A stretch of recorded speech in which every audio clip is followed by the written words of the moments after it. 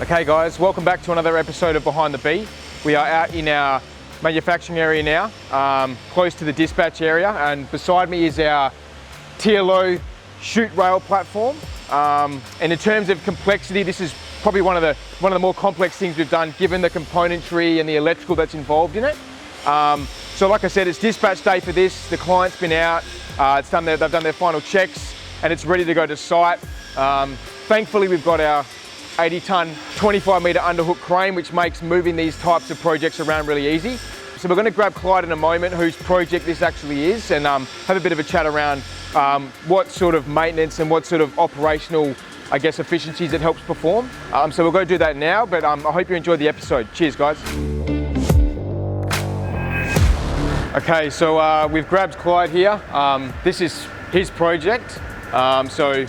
Mate, thanks for taking a bit of a time with us. No worries. Why don't you start off and let us know what this thing's for, and sort of what it helps the teams on site perform in terms of maintenance.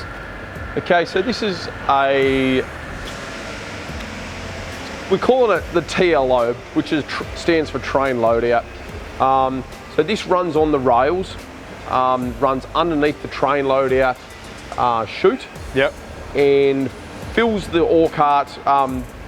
The chute actually fills the ore carts with the ore. So to service it or replace it, they run this unit underneath the chute itself. They can service it from this deck, while also this being rated at 27 tonnes.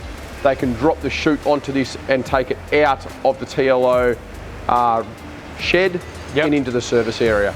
In terms of what I've seen since I've been here, this looks pretty complex. I mean, what sort of some of the stuff that we've incorporated in this to make it perform the stuff you've just talked about? Yeah, okay. So definitely, it's been probably over 12 months in the making of this project altogether. Yep. The biggest thing, it had to be self-sufficient. As much as it's got a genset welder on board, this is purely a priority item. It's there just for the servicing of the chute. It's got nothing to do with the propulsion or the systems that run on this platform. Yeah, okay. So the platform itself runs purely on a 24-volt system, which is powered by batteries. The brakes, we had to custom make or custom adapt some very heavy-duty trailer axles off a semi-trailer. Yep. We've adapted ARB air compressors, we've adapted custom air tanks and all that type of thing, just to come up with a system that was completely self-sufficient. Yep. For all the four-wheel drive enthusiasts, it's got some very heavy-duty four-wheel drive winches at each end, which is its standalone propulsion system. They're actually custom built for this machine. It also has the tow hooks on each end, which they can use, in an emergency if everything was to fail. Yep. It's got the lay-down handrail, which is all 24-volt run-off 24-volt actuators. Yep. All the electrical system is completely mine spec, even though it's only 24-volt. It's completely mine spec. Got all the heavy-duty jacking stands on it, which have come off again, not a standard semi-trailer, but a heavy-duty setup off a semi-trailer again. So there's been a lot of adaptation of, what we say, off-the-shelf products, but then we've had to work with them to turn them into something that we could use on this project. 100%. It's pretty impressive, and I think something like this really speaks to our capability, right? In terms of someone like yourself on site, scoping and understanding the problem, a design and engineering team, and then a manufacturing team being able to bring it to life and get it to where it is today, ready for, as I touched on, ready for dispatch and ready to send to site. Sure. Look, it's been a huge team effort between us and the client.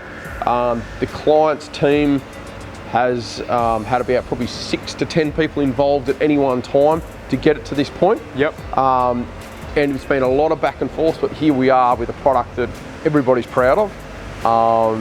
And we're very sure of the outcome that's going to give the guys on site and the safety it's also going to provide them on site as well. Yep.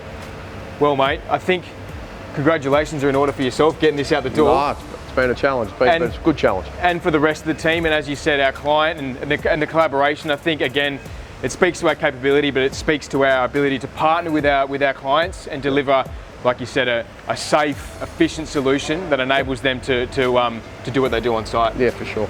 So yeah, thanks for your time, mate. No worries We'll let at you all. get Thank back you to too. it, and we'll make sure this thing gets out the door ready. Thanks, Cheers, mate. guys.